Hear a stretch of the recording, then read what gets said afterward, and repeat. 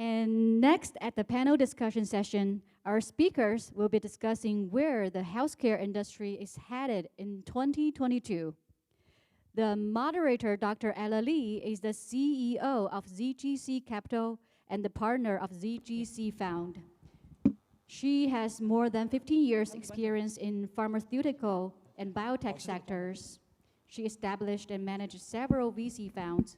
She's also the founder of MedLab's Healthcare Accelerator, providing companies with funding, mentorship, and key resources to transform healthcare. Let's welcome the moderator, Dr. Ella Lee, and the speakers, Dr. Gary Goldman, Dr. Stefan Pflanz, Dr. Vincent Xiang, and Neil Littman. Good morning, everyone. Thank you so much for joining today's healthcare panel. I know it's really about the lunchtime now, and I promise we won't run over time. And I thank you for all of you who stay all the way to this section. My name is Ella Lee, and I will be the moderator for this section. So we're going to start a section by letting each of our panelists give a brief introduction about what they do and what their major interests and focus are. Hi, Gary Goldman. So I have a 35-year history in healthcare. I started out as a dentist, became a physician. I'm a practicing anesthesiologist at Sutter Health for the last 35 years, serial entrepreneur since the early 90s, and most recently I'm the CEO of Global Health Impact Fund, which is a clinician-funded, founded, and managed venture capital fund focused on digital health innovation, and Global Health Impact Network, which is a clinician-founded global network of communities which has created an ecosystem supporting health innovation from early idea generation all the way through commercialization. And most recently, we're partnered with ZGC. Ella and I are the co-founders of MedLabs, which is our new healthcare accelerator. Thank you, Gary. Neil? Great. Hi, everyone. I'm thrilled to be here today. Thank you for the invitation. So my name is Neil Littman. I'm the founder and CEO of BioVerge. BioVerge is an impact investment platform focused on democratizing access to high-impact, early-stage healthcare investments. My background, just very briefly, is I started my career on Wall Street doing healthcare investment banking. All my clients were emerging growth biotech companies at that time, so I worked on a number of public and private financings, mergers and acquisitions, and an out-licensing of various products. I studied molecular biology. I worked in a virology lab as an undergraduate. I have a master's in biotechnology from Johns Hopkins. I then spent about 6 years as part of the executive team and running business development at the California Institute for Regenerative Medicine. That's a mouthful, so we call the organization CIRM for short. CIRM had $3 billion of funding at that time to invest in early stage stem cell and regenerative medicine related technology. So I spent a lot of my time working with various universities throughout the state as they were spinning out intellectual property, working with venture capitalists, forming new companies to really help bridge what is known as the valley of death and move products from the lab bench to first in human clinical trials. And so at BioVerge, we're really focused on funding early stage innovation within healthcare. So we invest in pre-seed, seed, Series A rounds. We've built a portfolio of 29 companies over the past 5 years. And we do everything from digital health to biotechnology platform type investments to med tech to diagnostics. So thrilled to be here today. My name is Vincent Xiang.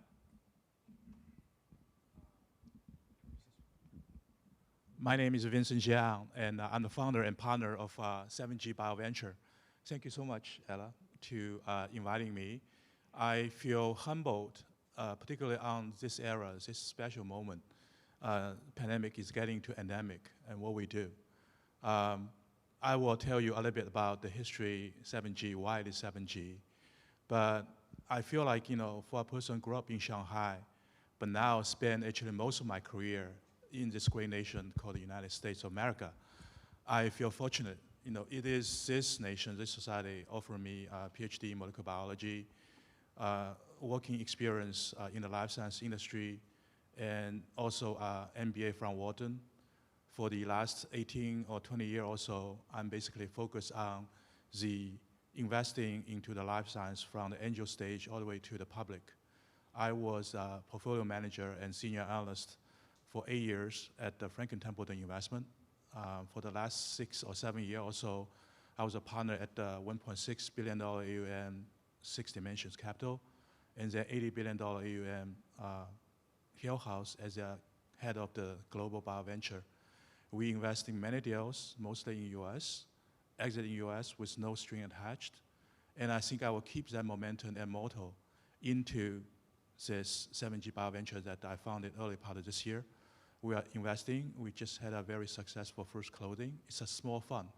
We have a humble beginning, but I think just a lot of the panelists share the vision that doing well by doing good. How? You have to have a believing is seeing. You have to believe it. And then you verify with seeing is believing. And then the intrinsic value is very important. And the ecosystem, the critical mass that this nation, but particularly this region, called the San Francisco Bay Area, that everyone in this audience, online or on-site, that we can join force and believe that the disease has no border. And for us, it's a patient capital for global patient. And that's the mission I think we should slowly but steadily carry over. And then what if we can save people's life? What if we can make people's life better? Just one patient at a time. We can do that. Thank you. I think it's working now. Yeah, it is. Hi, everyone. My name is Stefan Pflanz. I hope you can tell I'm the same guy there, even though the beard came during COVID. Thank you, Ella, and thank you, organizers, for the opportunity to participate. I'm thrilled to be part of the event today. I'm a scientist by training. My background is immunology, and I've spent most of my career in pharma, preclinical R&D, and early clinical research, about 20 years, both in US and Europe. And since about a year and a half, I'm in the Boehringer-Ingelheim Venture Fund in the US. We are the corporate venture arm of the Boehringer-Ingelheim Pharmaceuticals. And we're a global team with teams in North America, Europe, and Asia. And I think with some of the follow-on questions, we'll get to the details of the investment thesis, so I won't spend too much time there now. But again, I'm thrilled to be here and looking forward to the discussion. Thank you. So today we really have a distinguished all healthcare investor panel. So later we'll also talk about all this healthcare innovation from their perspective.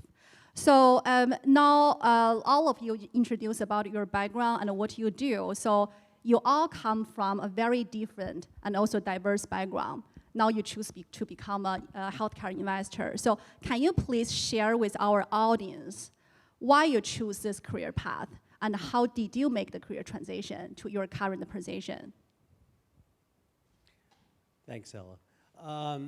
Well, you know, it's been interesting for me. It's been an evolution over 35 years, starting out as a clinician and spending, you know, several years just practicing medicine. And then when we moved out to the Bay Area in 1989, it was a very exciting time. You know, that was Silicon Valley was growing and the bubble was beginning to expand. And there were lots of opportunities. In those days, if you put .I in front of anything, you could raise a couple of $1 million with no problem. And I, at the time, was clinically involved, administratively involved, had some medical staff positions at our hospital, and started thinking about what could we leverage this new thing called the internet for healthcare. Because, you know, healthcare, it's interesting, continues to remain somewhat archaic and is very slow to progress. And it's an obstacle and an advantage at the same time. So at the time, I chose, again, having very little business experience, to say, let's look at something, first of all, that we have to do, as opposed to something that we want to do. So I picked something very low-hanging fruit, continuing medical education, which in those days was either attending a physical conference like this, which was, for most busy physicians, expensive and inconvenient. And in those days, emails was still fairly new, and bandwidth was 56K modem dial-up, so we weren't doing a lot of video. So how could we leverage this new internet in that way? So I came up with supporting continuing education through a portal and through one of the first learning management systems. So this is what we built. And went out and, go figure, had no experience and raised $3 million from clinicians who all right away got the fact that it was a really good idea and it improved their ability to practice. So we did that and had an exit after about 4 years with a company that wanted to get online. That was one of the largest continuing education companies at the time. So that was my first experience with it, and became very apparent very early on that anything that we developed in healthcare had to have the buy-in of the clinicians. But somehow, between then and now, we've lost sight of that. And the example that we hear on a day-to-day basis is the interoperability issues in electronic healthcare records.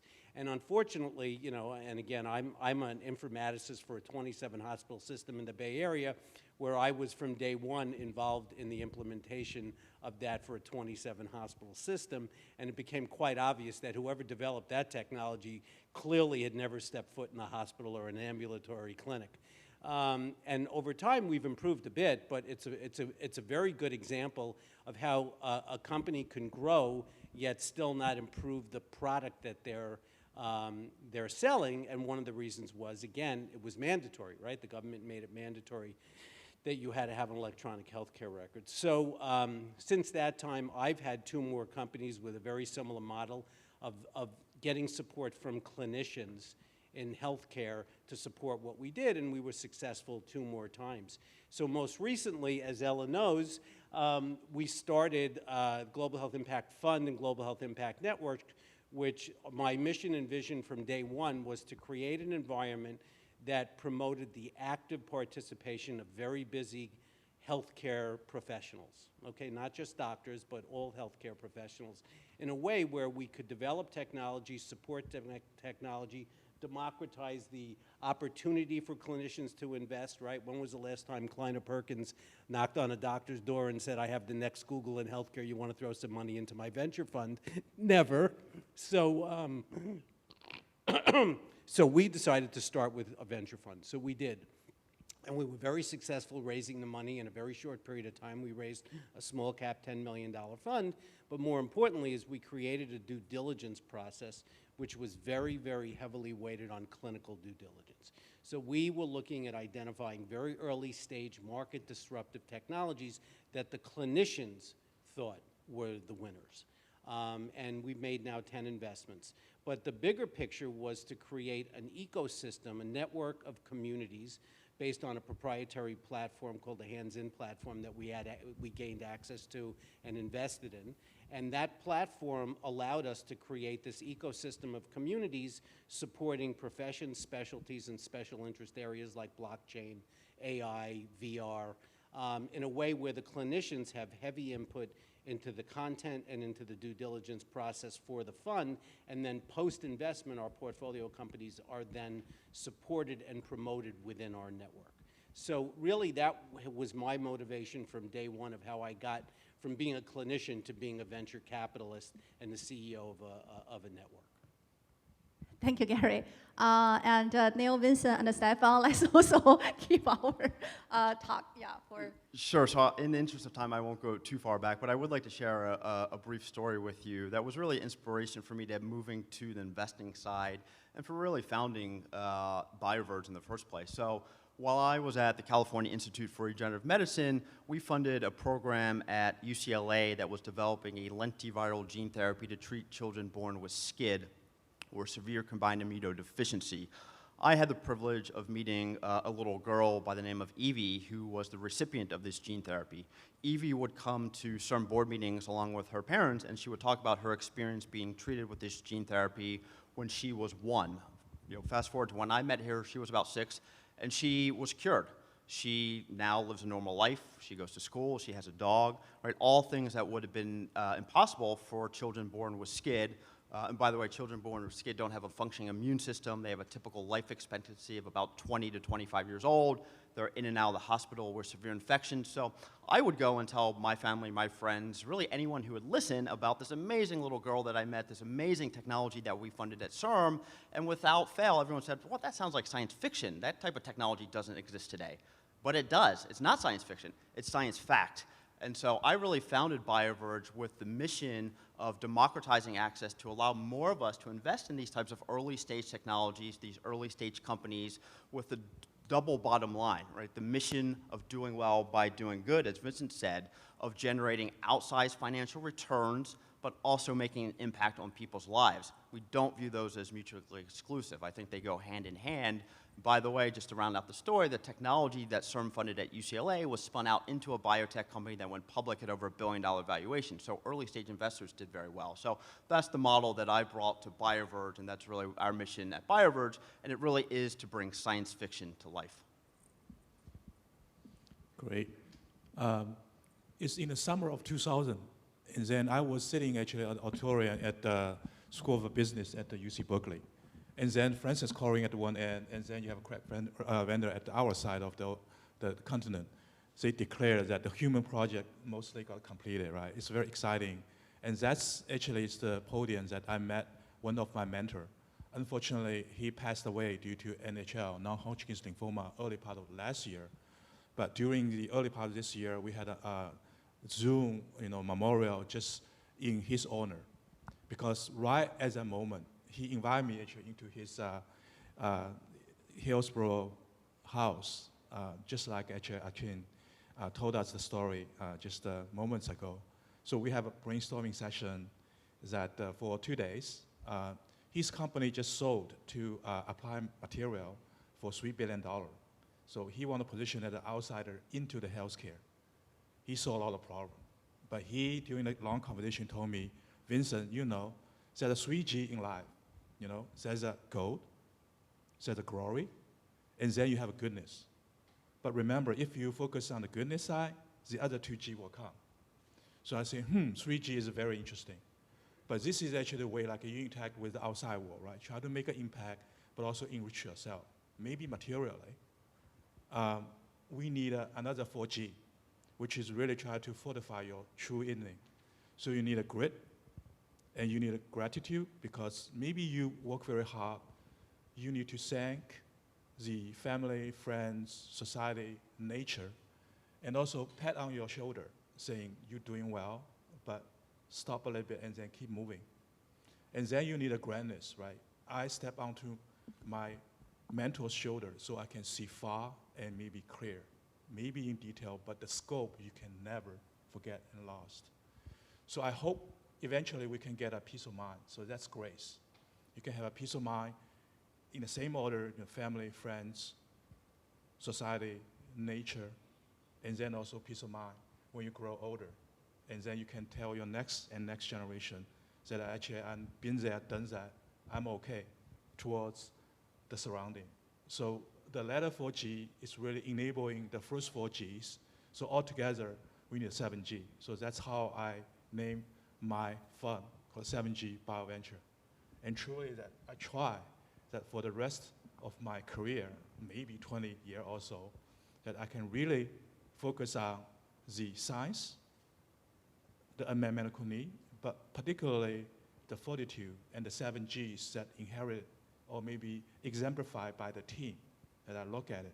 So we can learn from each other, help each other, and then we can solving one medical problem at a time, maybe saving one people's life at one time. So I will skip all the technical details for later, but that's how actually I want to grow with a little baby called the 7G BioVenture. So my story, how I came to venture, is I think a lot less exciting than what we've heard so far. I'll still share it, and I hope you guys won't be too bored. So I was working in Boehringer-Ingelheim Pharmaceuticals in Germany since 2016. And then there was some surprising, unexpected changes in my personal situation, which made me conclude that I have to relocate to this area. And I was transparent with my employer at that time. I told them I need to move. And they said, well, we would love to keep you in the company. If you're open to the idea, maybe you can start in a venture fund role in the San Francisco area. And I'm the type of person who almost goes to panic mode when I have to do my taxes or something. So I'm like, oh, venture, that's a lot of financial. Should I really do this? Had many discussions and then decided to try it, and I think it was a very good decision. I'm enjoying it tremendously. There's a lot of things that we have done already and many more things we hope to do that will be impactful to the industry, to the science, and most importantly, to the patients. Those are all very fascinating stories. So now I want to switch the gear a little bit. You all have very different investment interests and also focus for your own fund. Can you please talk a little bit, what are your investment strategy and also approach? So the investment strategy is very targeted for Global Health Impact Fund and leveraging the network. We're very focused on clinical investments, so devices, platforms, technology that improves the efficiency, improves the delivery, improves access of healthcare delivery to the most remote places in the world. And that's one of the reasons that the network is so important for us, because as we create technology and invest in certain technologies, we believe it's very important as a network of clinicians to take that digital technology and make it accessible. So we're partnering with different continents and countries to promote technology from those areas and also to promote our technologies to those areas. So our focus is, I would say, 95% clinician focused, and it needs the backing of the clinicians and the support of the clinicians. So our investment thesis at BioVerge is really focused around this idea of the convergence of health and technology. So we're seeing within the field of healthcare this, what I would describe as a secular megatrend of a lot of types of innovative technologies such as machine learning, artificial intelligence, being turned to try to solve fundamental problems in healthcare. And so whether there's a big data component or there could be a digital therapeutic that's aiming to combat the epidemic of chronic disease in this country, the one thing that we're looking for at BioVerge is this idea of this marrying of technology with the biological sciences. And so, for us, how that manifests is not just in the technology itself, but how teams are actually built, right? And so we see a lot of cross disciplines being merged together in very early stage companies. So it's not just biologists or chemists working in a wet lab. We're seeing those types of people being paired with software, hardware engineers, and to us, that is creating what has become known as this new wave of tech bio, right, or tech-enabled biotechnology or tech-enabled biology. And so those are the types of companies that we're looking to invest in, and they span various sub-verticals within healthcare. It could be a biotechnology platform that's developing new therapeutics across a variety of modalities. It could be, as I mentioned before, digital therapeutics or digital health or med tech or diagnostics. So it's really that tech bio component, which is the underlying thesis of the types of companies that we invest in. And I'll just wrap up and mention that we go very early. So we're looking at pre-seed, seed, in some cases Series A stage investments. So we like to go in early. We like to take big risks. We like to swing for the fences to try to generate outsized financial returns. We decided to change order, so I'll go before Vincent. In the Boehringer-Ingelheim Venture Fund, similar to what Neil just said, we also prefer early investments, pre-seed, seed, Series A is our sweet spot. We think we can bring value to many early stage companies because all the members of our team have years, if not decade, experience in pharmaceutical R&D. So we can bring value not only by the money we put into a company, but also really helping the founders to strategize and to define the key research milestones the company needs to build value. And I want to also second something else that Neil said that I think is very important. I think even in the quote-unquote more traditional drug development spaces of small molecule compounds or biologics, it's very clear that drug development is a team sport. There's no single individual that has all the relevant knowledge and expertise to make a drug development program a success. It always takes a team.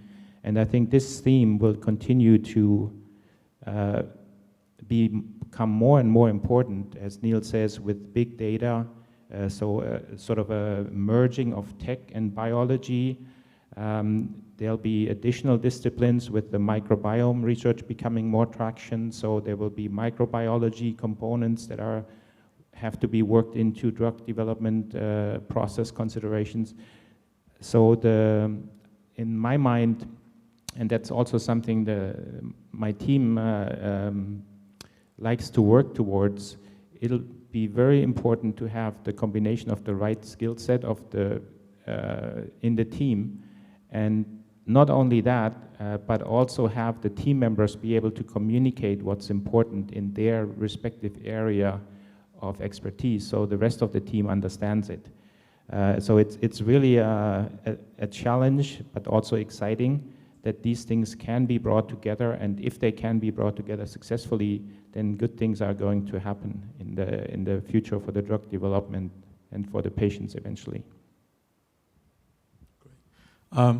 The reason that I, being the only, I think, trader from my doctorship and then postdocship, is that I want to just diversify from just the tunnel vision on a one finite project, because I publish great papers. I finished my PhD in 4.5 years, Cold Spring Harbor, SUNY and Stony Brook. And my mentors are members of the National Academy of Science. They were very disappointed that I'm leaving the field. But I just feel like I have to step a little bit closer to kind of see that your work, your effort can translate into impacting people's lives. Then I actually, after grad school, I went, a great job, right? I wake up at the 6:30, I follow the market, and finish at 7. I go to Franklin Templeton by local drive, 5 minutes, and then we get into the weekly meeting. Everybody wants to visit us because we have a lot of money. We're managing at that time $750 million. Now it's like $2 billion. And I get to know all the crossover fund, the VC funds. It's great. And then after 3 a.m., I can just go sitting on beach or sitting on the beach, But then I just feel like, is that enough? Can I actually go to the reality a little bit, one step, a couple steps further? I want to sign NDA, non-disclosure agreement. I want to minimize the asymmetry information that between the investors and then the doer / the management. You cannot imagine that how much information we did not know, right? When you look into a public company. But by signing the NDA, by in the private side, by even actually do angel investing, you still actually have a lot of the segregation of all the information. And you need to be really not on the driving seat, but on the same kind of car, same mindset, and had a lot of empathy. And then also reciprocal thinking in order to enable and realize a promising technology, and then really in the hands of a very capable but honest management. And that's actually a combination of the hardcore basic science. We are all students of Western science, and also the logical thinking, and then also have a big vision to see that the investment at the very baby step can really translate into a market impacting, life impacting business. So I will raise maybe 1 or 2 examples at the next question. But that's the way actually I and then also transgressed into our earlier investment. So for 7G, with a small fund, we targeted $150 million, eventual closing. That forced us that not actually getting to a very crowded area. Yogi Berra said, that bar is so popular, nobody actually goes there anymore. I don't want to go back to the Franklin Templeton day because I want to be the first, and then together with, Stefan, Neil, Gary, that we actually can collaborate. We exchange information to minimize the asymmetry information between the inventor, the founder, and us, because we are together now. And then before the biggie get into the picture, we want to have the first inning. And we are not shooting for the grand slam, anything, just the one hit at a time. But do the calculate risk. If there's no risk, there's no return. There's nothing that left for so-called venture or angel investing. So down to the details, aim high, be humble, and that's the way to do. Great. So now I want to be more specific to your investment portfolio. Can you give one example of your favorite investment? Not necessarily from financial perspective, could be also lesson learned. Also, what is the biggest hurdle or difficulty time you ever had during your investment career? And I see, Gary, you're smiling. Anything to share? It's a hard choice, but you know how the old adage, invest in what you know. Because we've made some fairly market disruptive investments, but just a little from a personal nature. So I'm an anesthesiologist, but I'm also an obstetric anesthesiologist. So I spend my time dealing with childbirth and labor and delivery. And I'm married to a high-risk obstetrician. And so I have a lot of focus on that subvertical within healthcare. And there are a few times in your life that you can get involved with, as you say, the merger of technology and healthcare in a way that is truly market disruptive, and has not only incredible social impact, but human impact. So we invested in a company which is local here in the Bay Area, and the name of the company is Radiant Oximetry. And I'm proud to say it was started by a pediatric anesthesiologist. And they have found a way, so just a little bit of education, can't help myself sometimes, is when you have a baby, we monitor the baby's heart rate. And the variability in the heart rate is what we tend to look at, and it implies that the fetus or the fetus is in a good state, a healthy state, right? Fetal well-being.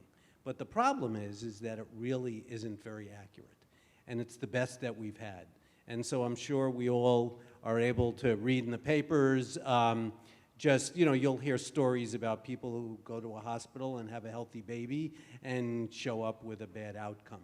And the problem is that a lot of things can happen during labor, and our only way to monitor it is fetal heart rate. Well, everyone knows what a pulse oximeter is. That's that little device that goes on your finger, and that device monitors the oxygen concentration in your blood. It's a direct correlation with your body's ability to oxygenate. And for fetuses, it's a direct correlation to fetal well-being. There's no better way to accurately measure it. Up until recently, the only way to do that was to very invasively, through the woman's vagina and uterus, is to put a monitor and screw it into the head of the baby. It sounds horrible, but it really isn't as bad as it sounds. But there was a way to do it, but it was very difficult, and it wasn't that accurate the way it was being done. This company has invented a way to do it transabdominally, non-invasively, like you were monitoring fetal heart rate, but you're monitoring fetal oxygenation. So this will revolutionize the way we monitor babies in labor. It'll reduce the number of unnecessary C-sections, but it will speed up the time to C-section in those cases where the babies are in trouble. So it'll improve outcomes. And I am most proud of that investment for so many reasons, and I believe that that will be our best investment for Fund 1. So, Ella, this is a very difficult question because I love all of my portfolio companies equally. So it's hard to pick out one, but I'll just give one example from our portfolio. It happened to be our very first investment that we made in 2016 in a company by the name of Notable Labs, which is based nearby here in Foster City. They are a precision medicine oncology company. They're focused on working with patients with various hematological malignancies. So acute myeloid leukemia, multiple myeloma, myelodysplastic syndrome, for example. They've developed a technology where they're able to take a blood sample from a patient with one of these blood cancers. They send it to their lab. They're able to test different drugs or different combinations of drugs against that individual patient sample, and then measure which drug or which combinations of drugs is the most effective treatment for that individual patient's cancer. And so it's really remarkable that they can predict to a high degree of sensitivity and specificity if a patient will respond to a given drug a priori, meaning before the patient is actually treated with the drug, they can fairly accurately predict whether that patient will respond. So they have been working with various academic institutions. They have a couple papers published with Stanford University validating their test in the clinic.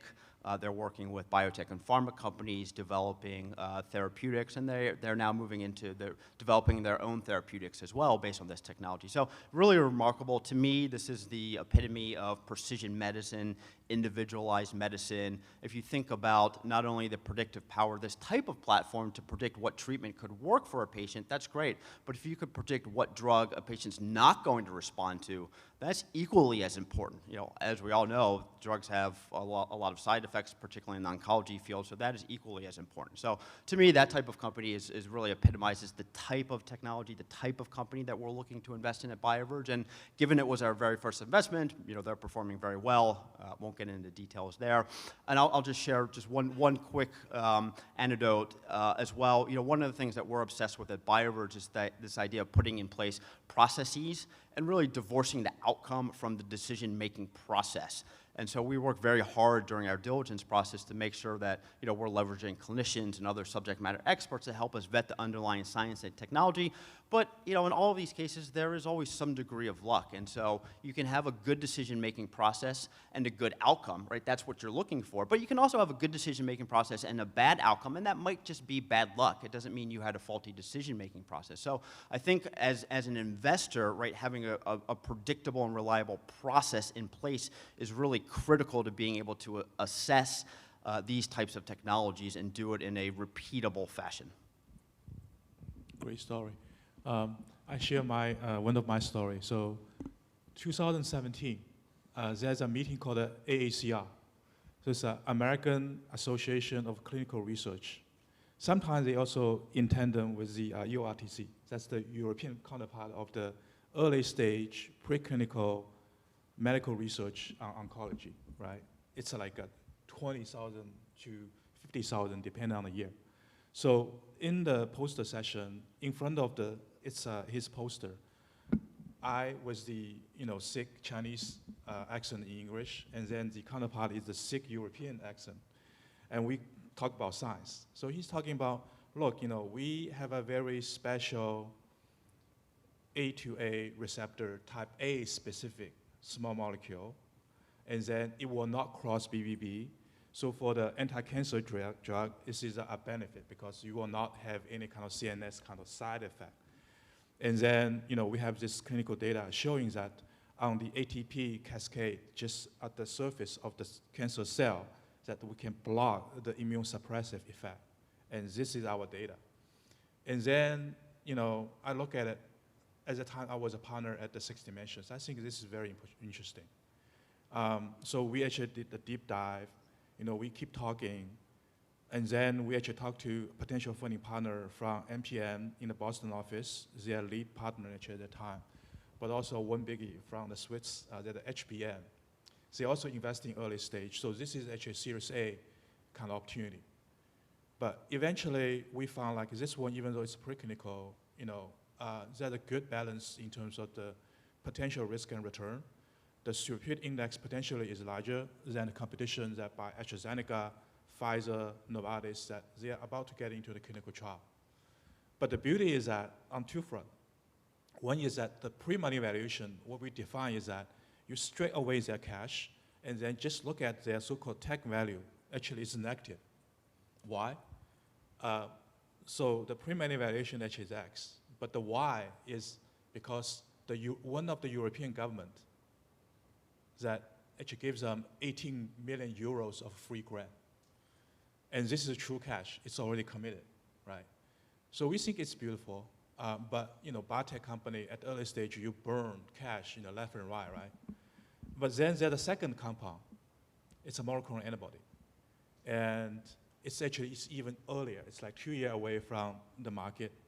And then the ball, after we invest, so we say, we actually should shop this around. We will actually carve out the ex-US right to anyone will take it with a reasonable price.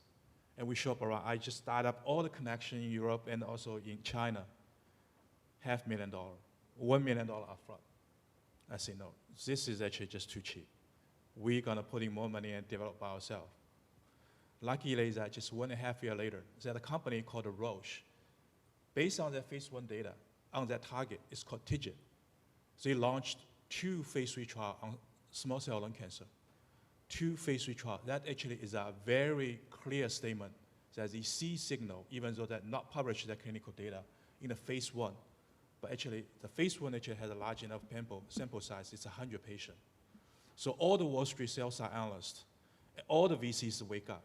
So within 6 months, the company called Artios, they went through the crossover, they went through the IPO, and then eventually, just a couple months earlier, Stefan might know, a company called GSK, they put in $650 million upfront, $1.6 billion overall package, plus the royalty and potential other milestones, and they partnered with GSK, with Artios. For the program, we almost actually want to dish out almost for free. So the takeaway for the biotech investment is that science matters, valuation matters, but also you need a lot of luck. At that time, we have no idea that the second program can really drive the valuation for this company. The market cap is already like $2 to $3 billion. So we make a title return, but we also have a couple other deals like in that ballpark. But again, I hope that this kind of the playbook, we can adhere to it and get to know the people actually behind it, or the science, and then they create a lot of opportunity, and then work together with the investment side. So I'll not single out a portfolio company, but I'll try to describe a little bit what is fascinating to me and what in many instances I think predicts the future success of the company in the early stage financing scenario. Because in these types of scenarios, there's many unknowns on the science. That's the risk the investors are thinking about. But it's also a risk that the investigators are taking, because if they're getting funding for 18 months, 2 years, they don't know if the program can be advanced to the point that there'll be the next funding. But the spirit of taking the risk and the believing in the science, and that the science can be developed into something that fundamentally changes the industry and the clinical standards maybe, and the patient care standards, I think that really builds a great momentum. And if there's a team where there's no big egos, but everybody goes about their work for the shared mission, I think it's a very inspiring thing to be part of, also on the investor side. And it's sometimes very surprising that if the right dynamics develop there, with relatively limited funding and relatively small teams, huge things can be accomplished. So that to me, in many instances, is sort of the predictor for the midterm success of the company, how the team comes together and how the dynamics evolves early on in when the project comes off the ground. Wonderful. We didn't really have time to really dive deeper into lessons you learn.